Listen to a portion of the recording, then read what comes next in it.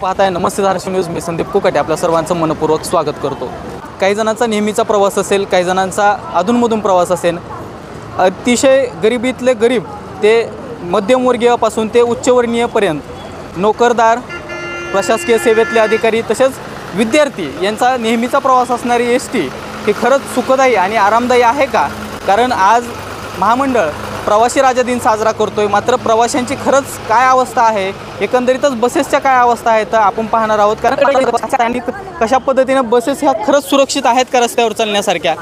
आपण पाहतोय आता हे आहे कळंब डेपोची गाडी, जी की MH11 BL 9374 ही गाडी आहे. आपण यापुढचं बोनेट पाहू शकता कशा पद्धतीने हे सगळं हलतंय. आणि अशा गाड्या ह्या रोडवरती आपल्याला म्हणजे चालताना पाहायला मिळतात. ही लांब पल्ल्याची गाडी आहे, जी की पुण्याहून आलेली आहे.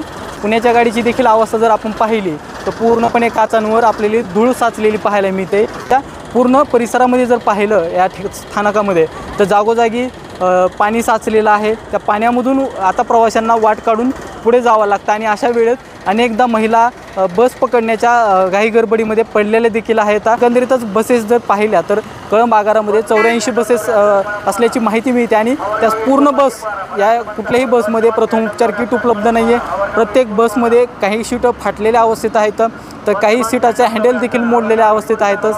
त्याचबरोबर कुठे बस बंद पडेल याची देखील शाश्वती नाही आहे. कुठं बस बंद पडली तर त्याला धक्का द्या. म्हणजे एकंदरीतच हा सगळा विषय जर पाहिला तर खरंच प्रवासी राजा दिन साजरा करत असताना प्रवाशांच्या सुखसोयी किंवा प्रवाशांसाठी जी काही सुविधा असायला पाहिजेत ते देण्याचा निर्धार ही महामंडळ करते का, किंवा त्या सुविधा पुरवण्यासाठी महामंडळ कटिबद्ध आहे का, असा देखील या ठिकाणी प्रश्न उपस्थित होत आहे.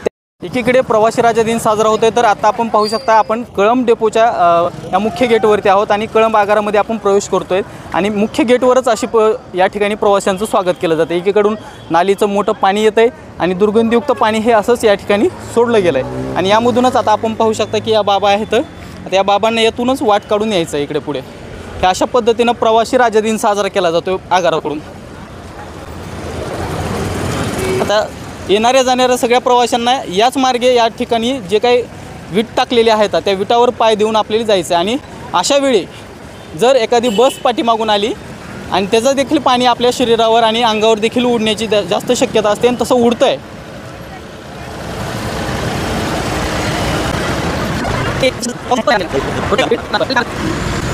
काय बाबा कुठले येतं? शिराडून. कुठे बसची अवस्था कशी आहे? मग घाण आहे सगळं. गाणंच आहे ना सगळे.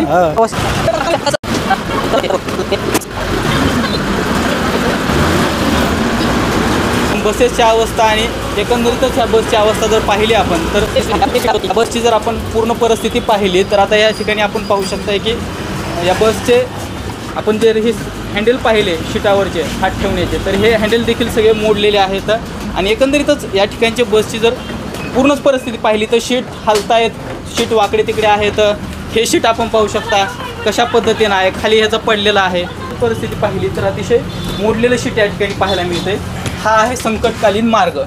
मात्र हा संकटकालीन मार्ग आहे की संकटात टाकणारा मार्ग, असे देखील या ठिकाणी प्रश्नचिन्ह उपस्थित होते. कारण या ठिकाणी कुठल्याही पद्धतीची सेफ्टी या ठिकाणी या डोरला नाही आहे. केवळ फक्त एका पट्टीच्या सहारे हे संकटकालीन मार्ग हा या ठिकाणी आहे आपल्याला पाहायला मिळतोय.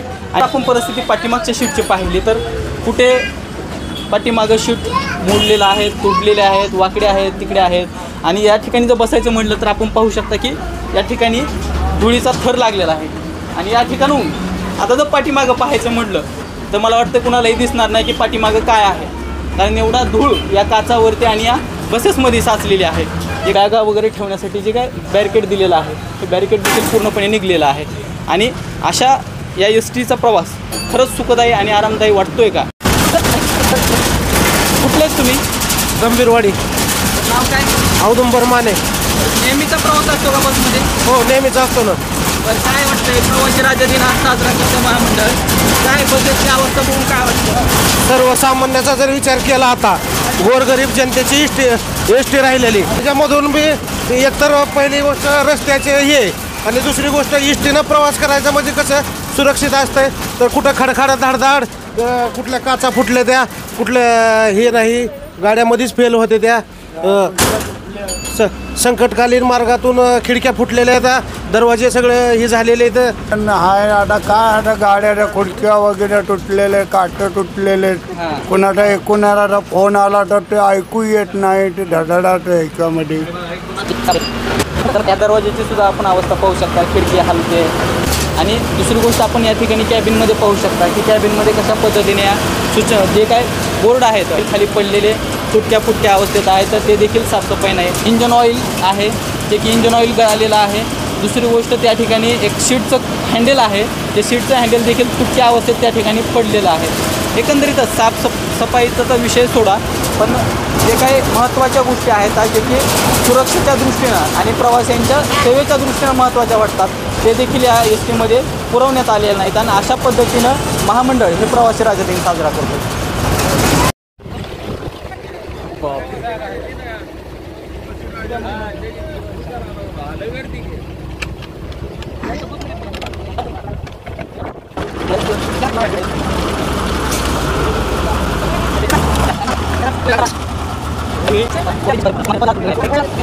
कुठं बसणार माग आली गाडी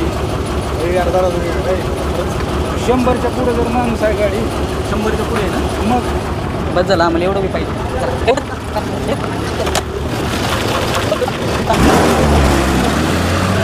प्रवासी दिन साजरा करत असताना प्रवाशांच्या सुखसुविधा आणि एकंदरीतच बसेसच्या अवस्था पाहिल्या तर महामंडळाने यामध्ये बदल करणं देखील गरजेचं आहे.